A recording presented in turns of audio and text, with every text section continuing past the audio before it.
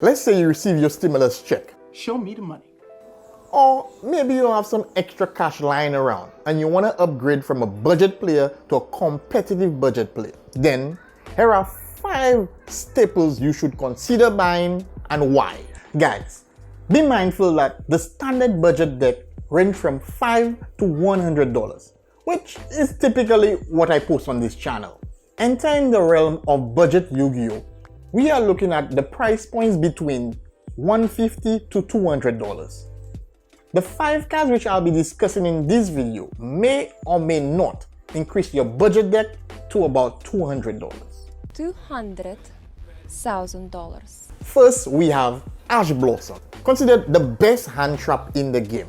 Ash Blossom probably interacts or interrupts every deck in this game. This card is super versatile. Ash can single-handedly or foreheadly win you games. Most combos in a game are ashable. What? Yes, it's a word.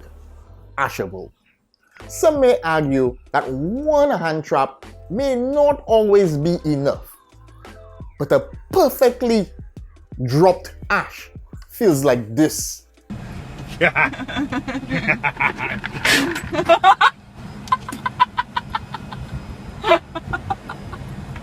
Did I tell you guys about the time Ash saved me from getting a speeding ticket? Here you can see I was pulled up by the police. In his attempt to search for his speeding ticket, I handed him my Ash. GG's. As you can see, he walked away. Next we have Evenly Match. Guys, I don't understand. What's even about this card? It makes no sense.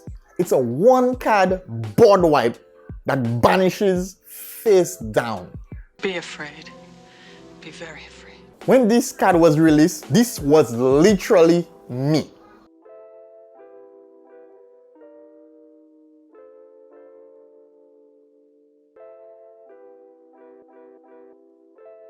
Evenly Match is now under $15 a copy. Under $15 a copy. Budgeters! We need anything to give us that edge. Do you guys know any card that can do such at this price point? A matter of fact, at any price point? Don't worry, I'll wait. Lightning Storm is great. Don't get me wrong. But it's not so great on the wallet. It's $100 a card. $100. Let that sink in. Guys, think about it.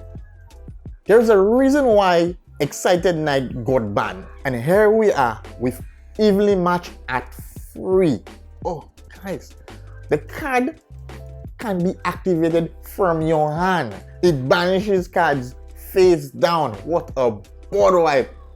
This is unbelievable! What? Wait, you guys worried about sacrificing your main phase 1 or battle phase?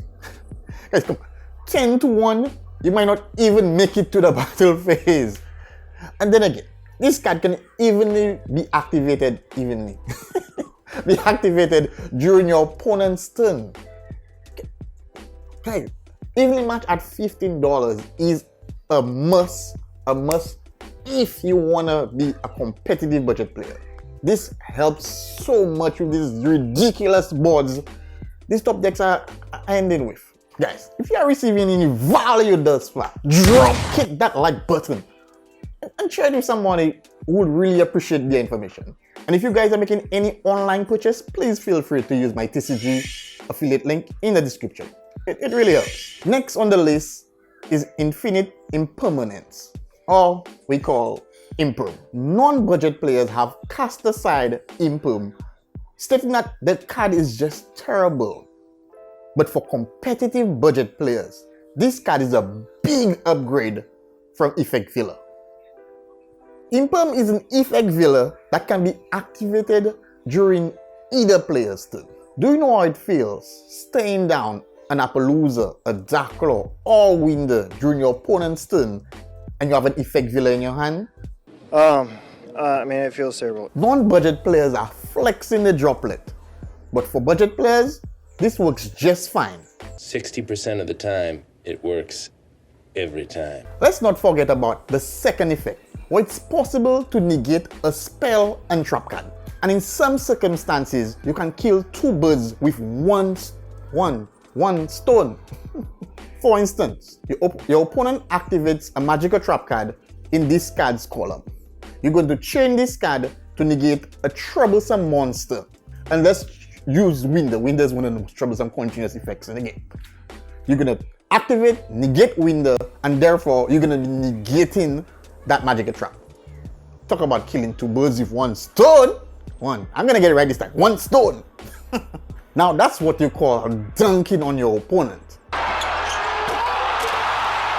I mean, it feels terrible. Drawing increases consistency, and most budget decks lack consistency. Next card on the list, Pot of Extravagance, or expensive. Yeah. This card may not be suitable for every deck. However, if your deck is not dependent on extra deck, or you are willing to sacrifice your extra deck for consistency, then this is a perfect card.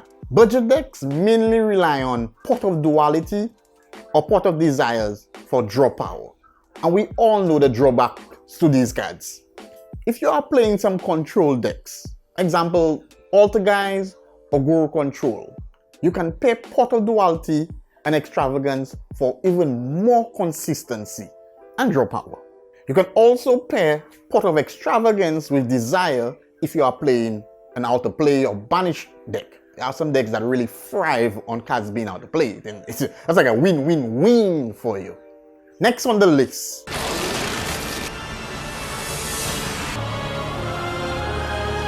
Nibiru. Come on guys, Madara plays Nibiru. Madara. Based on your local scene or the format, Nibiru is a must. What's great about Nibiru is that it does not destroy. The monsters are attributed and sent to the graveyard.